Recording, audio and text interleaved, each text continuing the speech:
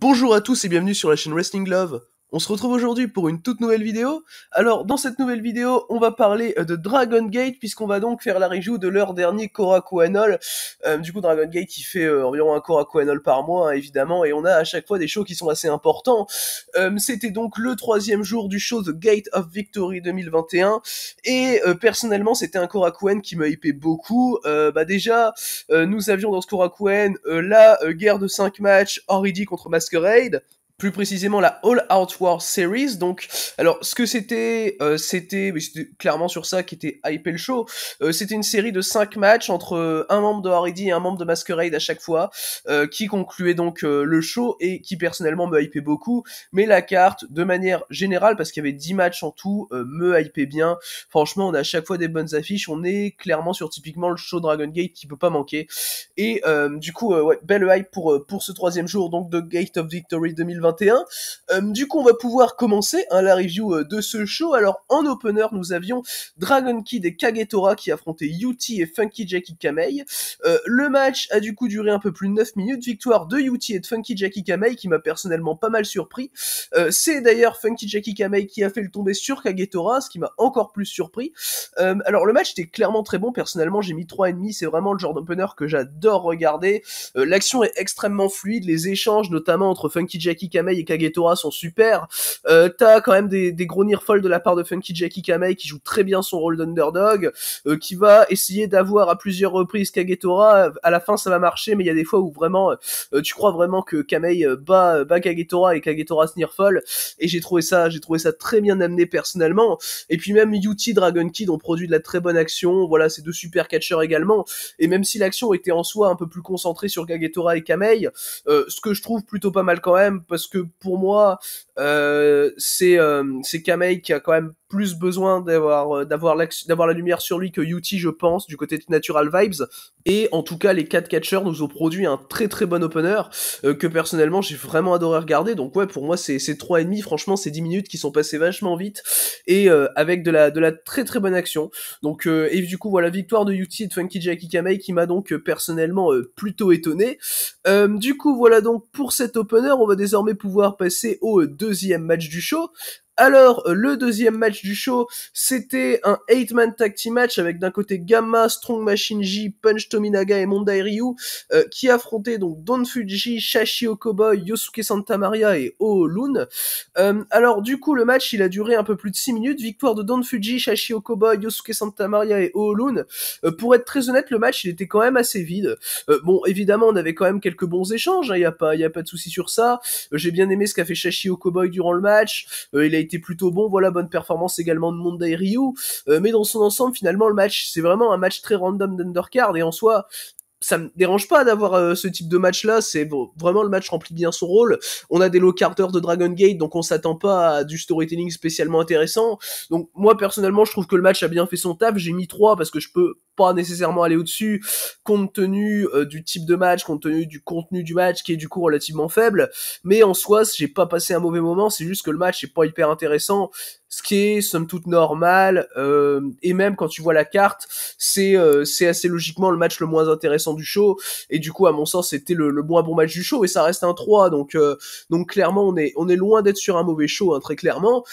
Du coup donc voilà, pour ce match, parce que je pense pas qu'il y ait la masse de choses à dire dessus non plus, du coup remporté par Don Fuji, Shashio Cowboy, Yosuke Santa Maria et Oolun. On va pouvoir désormais passer au 3e des 10 matchs du show. Alors, le 3e match du show, du coup, c'était un 6-man tag team match avec, du coup, d'un côté, les Natural Vibes, donc Suzumu Yokosuka, King Shimizu et Genki Horiguchi, sachant qu'on rappelle que Yokosuka et Shimizu sont les actuels champions Open the Twin Gate, et le trio de Natural Vibes, donc, affronté Masaaki Mochizuki, Kenichiro Arai et Shuji Kondo qu'on a pu récemment voir sous le nom de Strong Machine K avoir une chance au titre tag donc de Shimizu et de Yokosuka. Et du coup le match il a duré 9 minutes pour voir une victoire des Natural Vibes. Personnellement j'ai vraiment bien aimé le match.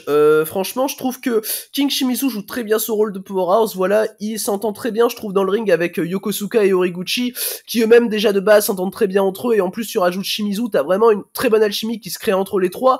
Et les trois deviennent un super trio très clairement. J'ai bien aimé personnellement les échanges entre Yokosuka et Mochizuki. Mochizuki, le peu qu'on le voit dans le match, franchement c'est très très cool à voir. Également Shuji Kondo fait une bonne performance. On voit un peu moins Kenichiro Arai, ce qui en soi pas pour me déplaire, même si j'aime bien le Kenichiro Arai de Dragon Gate qui est très clairement meilleur que le Kenichiro Arai qu'on peut voir par exemple chez Denryu Project. Mais ouais, en soi on a eu le droit à un match bien intéressant. Bon, personnellement j'ai mis 3 parce que bon, finalement le match il avance pas grand chose.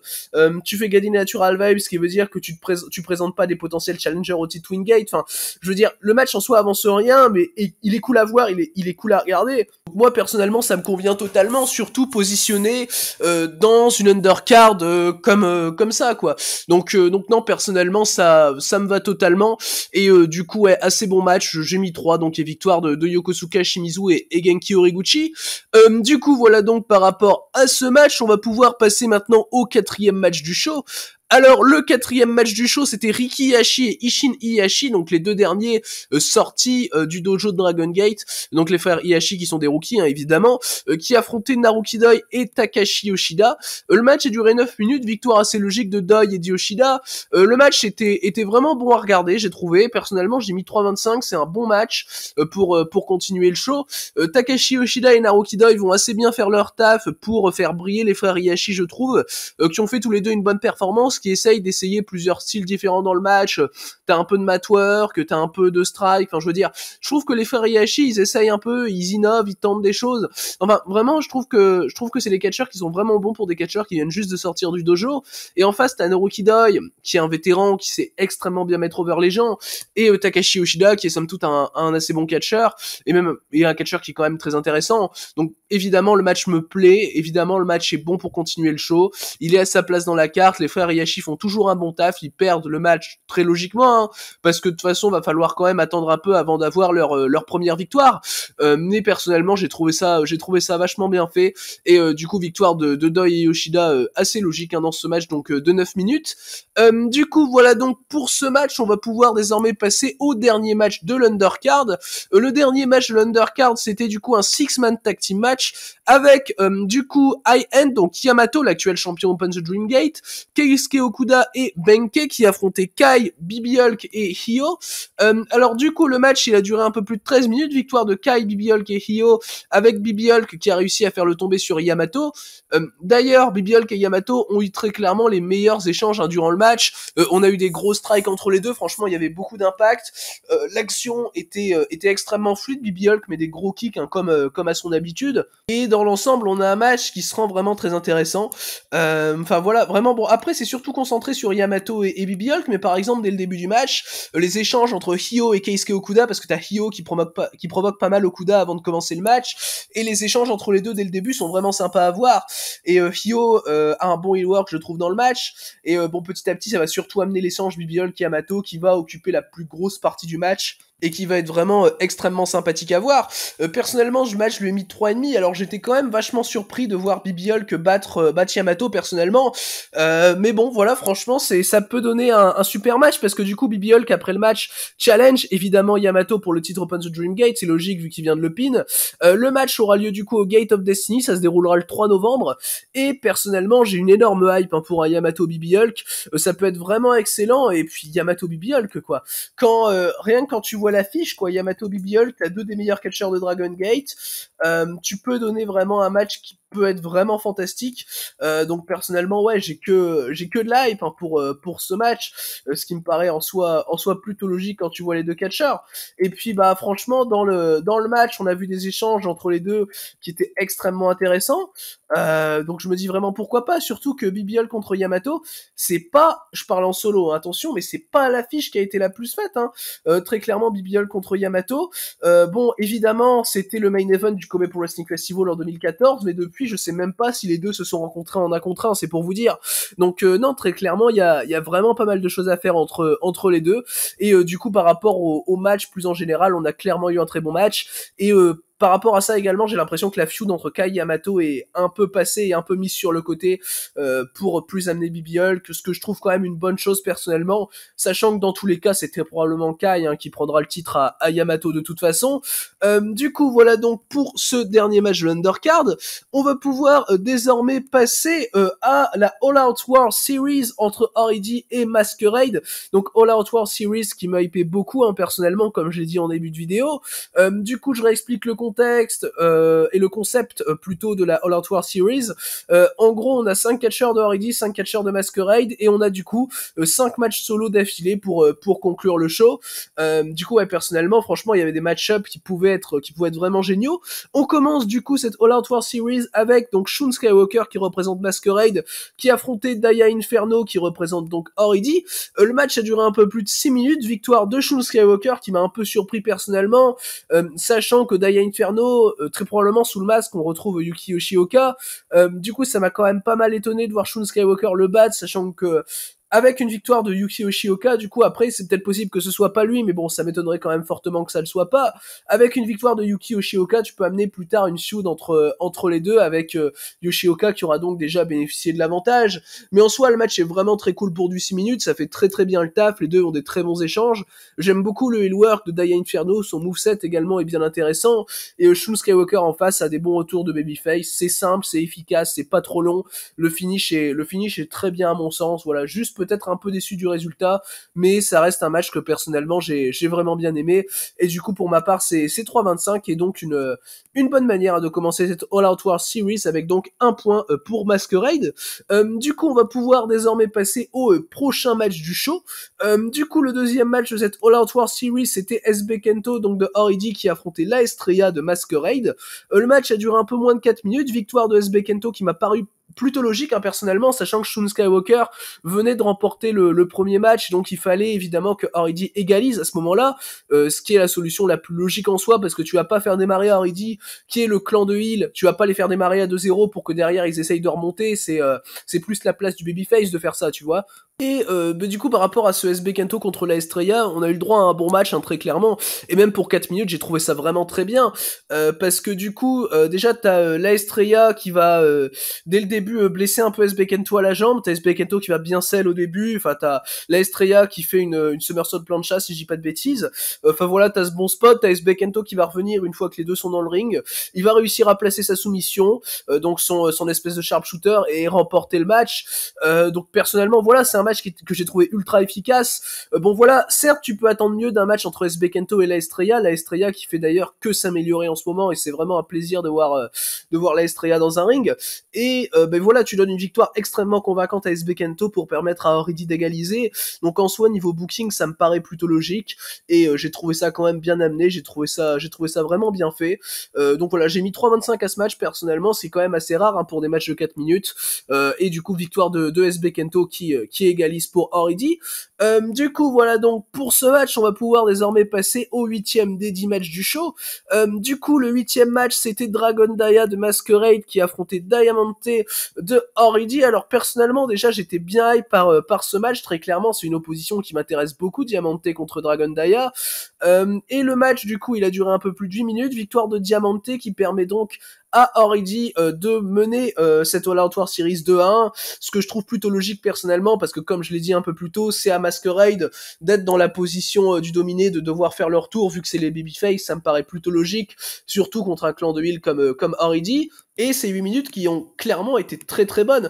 Personnellement, j'ai mis 3,5 à ce match. Diamante et Dragon Daya ont une excellente alchimie, je trouve. Diamante a un très bon heal work, des bons contres de la part des deux hommes.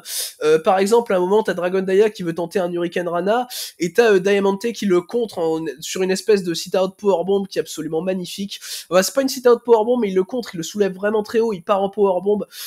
C'est vraiment vraiment violent et c'est vraiment très bien fait, je trouve.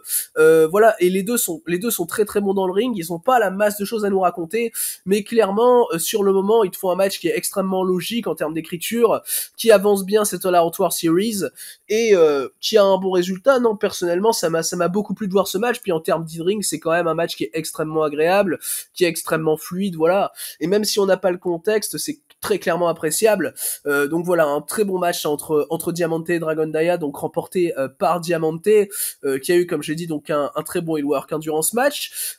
Du coup, voilà donc pour ce 8e match du show. On va pouvoir désormais donc passer au pré-main event de ce 3e jour du Gate of Victory 2021. Alors le pré-main event du coup c'était Kaito Ishida donc qui représentait R.E.D. qui affrontait Kota Minoura qui représentait Masquerade. Alors du coup Ishida contre Minoura c'était un match qui m'intéressait beaucoup déjà de base, sachant que Minoura c'est quand même un mec qui vient juste d'avoir une chance au titre Dreamgate, qui est sur un gros push cette année, et Ishida justement depuis qu'il a eu sa chance au titre Dreamgate de Shun Skywalker il est un peu redescendu, il a eu un petit règne de titre tag mais sinon voilà c'est un peu vide le programme de Kaito Ishida en ce moment. Du coup t'as quand même deux trajectoires qui sont relativement différentes entre les deux, et c'est pour ça que ça m'intéressait beaucoup, de plus que j'adore déjà de base les deux catcheurs. Et le match au final a clairement deliver à mon sens. Kaito Ishida va rapidement dominer, il va avoir un assez bon healwork je trouve. L'action va se dérouler surtout sur le début à l'extérieur du ring, avec Ishida qui va tenter de faire un brainbuster sur Minoura à l'extérieur. Minoura qui vient de se prendre un énorme kick dans les jambes, du coup Minoura qui a mal aux jambes, qui scelle bien d'ailleurs sa jambe gauche sur le match, bon sur la première partie du match surtout, pardon, sachant que sur la deuxième, il est moins bossé au niveau de la jambe. Et il va contrer du coup ce brainbuster, il va faire une souplex sur Ishida à l'extérieur, déjà très bon spot pour amener un très bon retour de la part de Minoura, et cette opposition face-heel est extrêmement bien faite je trouve. Les deux m'investissent à fond dans le match, très clairement. Minoura, le spot où il se prend l'ankle lock d'Ishida, je l'ai trouvé super personnellement. T'as Ishida qui a failli battre Minoura avec son ankle lock d'ailleurs, juste après que Minoura ait tenté de faire son package pile driver sur Ishida, donc déjà j'ai trouvé le spot encore plus intelligent. Enfin voilà, et il y a des moments où je voulais vraiment voir Minoura gagner. Minoura au final a remporté le match, ça s'est fait par roll-up, ce qui me paraît plutôt logique quand même. Il arrive à surprendre Kaito Ishida, à faire revenir Masquerade à deux partout dans la All Out War Series. Donc personnellement, je trouve ça très bien en termes de booking. J'ai trouvé le match en son ensemble vraiment très intéressant. J'ai mis 3,75, c'est donc mon deuxième match préféré du show, juste derrière le main event, dont on va parler évidemment juste après, puisque là on est sur le pré-main event. Et non ouais, Ishida et Minoura clairement font un très bon match solo, et qui peut donner des très bonnes bases pour un autre ou d'autres futurs matchs solo entre les deux. Du coup voilà donc pour ce match donc de 11 minutes qui a été donc remporté par Kota Minoura. On va désormais pouvoir passer au main event du coup de ce show, Dragon Gate The Gate of Victory 2021 jour 3. Le main event du show, c'était Eita, donc de R.E.D., donc le leader de R.E.D., qui affrontait Jason Lee, qui représentait Masquerade. Le match a duré 12 minutes, c'est le match le deuxième match le plus long du show, pardon, le match le plus long de cette All Out War Series, sachant que par rapport au show, il y a le Six Man, R.E.D. contre High End, qui était plus long d'une minute, 1 minute 30, et ce Eita contre Jason Lee, du coup, était vraiment un très très bon match. Là également, j'ai mis 3,75, j'ai quand même préféré ce match-là au Kaito Ishida Kota Minoura qu'on a eu juste avant. Alors, Eita Jason Lee, très clairement, déjà, t'as une super opposition entre Eita, qui est le heel un peu suprême, qui est le dernier membre de R.E.D. à avoir été champion Dreamgate, qui a un super heel work, et t'as Jason Lee en face, qui a un babyface assez fougueux, qui va très vite essayer de dominer Eita, qui va très vite essayer d'avoir des retours qui sont vraiment très vifs, qui sont vraiment très impactants également, et qui déstabilisent quand même Eita, parce que du coup, Eita, très tôt dans le match, il est obligé d'utiliser une intervention de R.E.D. pour récupérer la domination, ce que j'ai trouvé plutôt intelligent dans le match. C'est d'ailleurs le seul match où tu vas vraiment avoir de l'intervention de R.E.D. Qui va au final coûter le match à Eita, puisque à la fin du match, tu as l'arbitre qui est donc retiré du ring, après que Jason Lee ait fait son finish sur Eita. Du coup, l'arbitre est retiré du ring par les membres de R.E.D. Et du coup, les membres de R.E.D. en profitent pour vouloir mettre de la farine sur Jason Lee pour pouvoir l'aveugler. Et finalement, Jason Lee esquive cette farine, et c'est Eita qui prend tout dans la gueule, et qui perd donc le match à cause de ça, puisque derrière, t'as Jason Lee qui en profite pour lui faire son finish. Et du coup, tu as l'arbitre qui peut revenir dans le ring, t'as les membres de Masquerade qui empêchent les membres de R.E.D. de le retirer une deuxième fois. Et victoire donc de Jason Lee. Jason Lee qui a très probablement sa plus grosse victoire en solo en carrière, hein, avec cette victoire contre Eita, parce que Eita est, on le rappelle quand même, le leader de R.E.D. Et donc en tant que leader de R.E.D., c'est lui qui fait perdre à son clan cette All Out War Series. Mais bon, d'un côté, c'est quand même de la faute de Hyo, parce que c'est quand même Hyo qui a balancé la farine sur Eita. Donc tu vois, c'est quand même un peu mitigé, et finalement, je pense que tu peux faire une story où tu peux dégager Hyo de R.E.D. Après, personnellement, c'est pas ce que je trouverais intelligent, parce que Hyo dans R.E.D., il est en train d'avoir un step-up de fou. Donc très clairement, pour moi, faut le conserver dans ce clan. Et limite, pour moi, c'est Eita qu'il faut... De base, j'étais complètement contre l'idée de retirer Eita de R.E.D., mais finalement, avec la story, ça me paraîtrait plutôt logique, sachant que c'est le dernier membre de Antias à être encore présent dans R.E.D. Donc, tu vois, moi, personnellement, c'est ce qui coule de source à mon sens. Mais en soi, ouais, ce Eita contre Jason Lee, en tout cas, on a eu le droit à un super bon main event, de la super bonne action, du très bon storytelling, une opposition heel face qui est excellente. Donc voilà, pour ma part, c'est 3,75 et c'est clairement donc le meilleur match de ce Korakuen de Dragon Gate. Du coup, c'est donc cette victoire de Jason Lee et plus généralement de Masquerade, hein, dans la totalité de la All Out War Series, qui conclut donc ce 3e jour du Gate of Victory 2021. Alors, par rapport au show dans l'ensemble, personnellement, j'ai trouvé que c'était vraiment un très bon show de la part de Dragon Gate qui m'a clairement pas déçu. Alors, le show est tourné autour de la All Out War Series qui est plutôt logique, et cette All Out War Series, je l'ai trouvée vraiment excellente personnellement en termes de booking, en termes de qualité de match, c'est très bon, franchement, c'était un plaisir, hein. De toute façon, le show dans l'ensemble est un plaisir. Personnellement, je recommande de regarder toute la All Out War Series et le tag qu'on a juste avant la All Out War Series avec BBL qui pin Yamato, donc, et c'est ce qui donne le BBL contre Yamato du 3 novembre prochain pour le titre Dreamgate. D'ailleurs, en termes de match annoncé, je l'ai pas évoqué, mais Daya Inferno affrontera Dragon Daya dans un match simple le 5 novembre, donc ce sera lors d'un show de Gate of Evolution, qui est donc la prochaine tournée de Dragon Gate qui commencera juste après le Gate of Destiny. Et non, ouais, en tout cas, le show avance bien en termes de booking, et donc c'est un très très bon Korakuen, hein, de la part de Dragon Gate. Du coup, voilà, c'est ce qui conclut donc cette vidéo, cette review de Dragon Gate The Gate of Victory 2021 jour 3. Merci à vous, du coup, d'avoir écouté cette vidéo. J'espère qu'elle vous aura plu, et du coup, d'ici les prochaines vidéos, je vous dis à la prochaine.